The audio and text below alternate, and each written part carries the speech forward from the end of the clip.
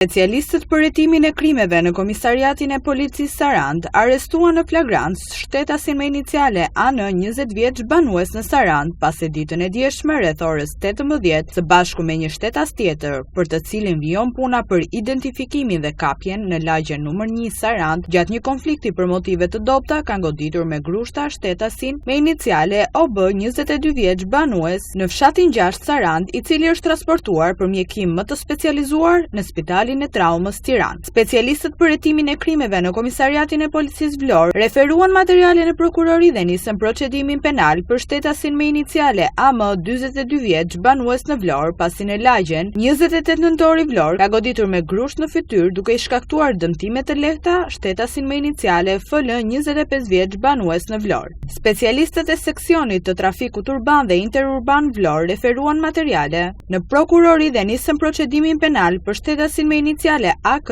34 vjeç banues në Elbasan, pasi duke drejtuar automjetin në Himar ka aksidentuar shtetasin me iniciale AK 84 vjeç banues në Himar, i cili ndodhet në spital jashtë rrezikut për jetën. Materialet ju referuan prokurorisë për veprime të mëtejshme.